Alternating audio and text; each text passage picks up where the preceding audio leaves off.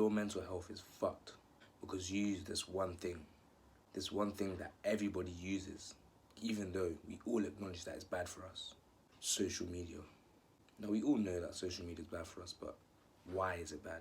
Because knowing is half the battle. We always hear that social media is bad for us. We always hear about how social medias are doing things to make it better for us. They aren't. But what actually makes social media bad for us? First, it's important to acknowledge how the brain works. So it works on reference points. So if I see something, it adds to the reference points on my brain. So for example, if I see someone with a six-pack and I see it enough, then my brain's gonna think that this is the reference point that it should compare myself to.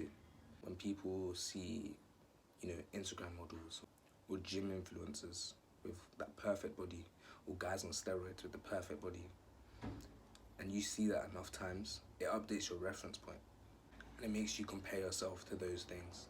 Now, this isn't normally a bad thing. So for example, if I'm with a group of friends and they've all gotten a job, then my brain's gonna change my reference point to see my friends getting a job and think, okay, maybe I should get a job. And that can be good, but when it comes to social media, the things that you see on social media, the things that go viral, tend to be the extremes, the best bodies. In the example that we're using now with people's bodies. And this is what causes body dysmorphia. When people see on social media the things that go viral, six packs, loads of muscle, the perfect bodies, that updates your reference points and makes it so that you think that that is normal, that is the standard that you need to be at. And obviously, because those people are on steroids, because those people have taken surgery, you won't be able to achieve that.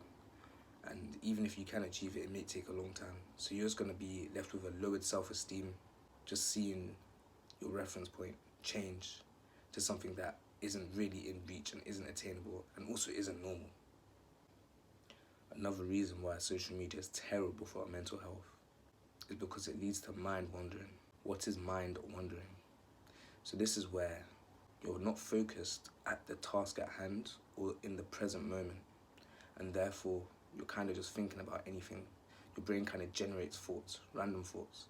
Now, sometimes these thoughts, or a lot of the time, these thoughts can be negative and therefore just ruins your mental health. How does social media add to this? So when you're using social media, for example, you're on TikTok, you're scrolling, you're kind of getting your brain used to a certain amount of stimulation. When your brain gets used to that stimulation, anything that isn't as stimulating will lead to mind wandering. And that mind wandering can lead to negative thoughts, lowered self-esteem, etc. Another reason why social media is terrible for your mental health. This one isn't as big as the others. I'd say this one's a bit more, it's a case-by-case thing. It's not the same for everyone, but it can give you a false sense of social connection. What do I mean by that? So I'm just going to give a story first of all. So when I first joined university in 2020, this was after COVID first hit, but it was still like hitting, if that makes sense. There were still lockdowns after that.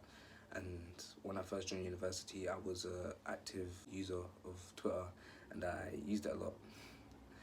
And it gave me that false sense of social connection to the point where I was kind of comfortable and satisfied with, like, in the beginning of university, you're supposed to like go out, make new friends, meet new people.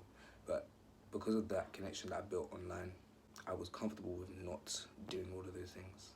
I was chilling, I was just like staying at home, using Twitter a lot. Now those people that you meet online can still be your actual friends, but I think in a situation where you can't connect with them in person, that false sense of social connection could lead to you not creating connections in real life, which are even more important than the connections you build online.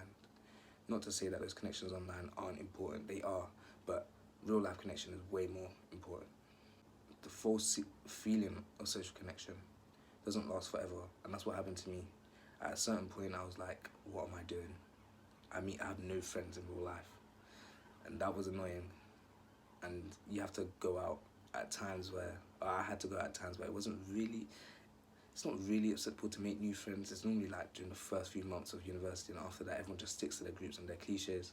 And I had to like break through that to make new friends. So what's the solution? Because we're all addicted. The way that social medias make us addicted is by intermittent variable rewards. And basically, when you're scrolling, not everything's going to make you as excited, as happy, make you laugh as much. You're kind of chasing the one video that will make you laugh so much, which will get you so excited, which will give you the highest amount of dopamine. That's how social media's kind of leverage that reward to keep you addicted. And if you look at the experiments that were performed on rats where they'd press a button and they might get food, they became even more addicted to pressing that button with the possibility of getting the reward, rather than compared to when they would press the button and they would always get the food, because they already knew what they were getting. So it didn't intrigue them as much as, oh, there's a chance I can get something. Let me press this button and then see what I want. So the solution to this is to attempt a 30-day detox. This will be tough. As I said, they literally use science to keep you hooked and addicted. But every time you jump back on, you just keep trying to come back off it. You keep trying until you've completed a 30-day detox on social media. Once you're able to do that, then I think you're in the right frame of mind to make the decision on whether you want to stay on social media or whether you want to cut it off completely.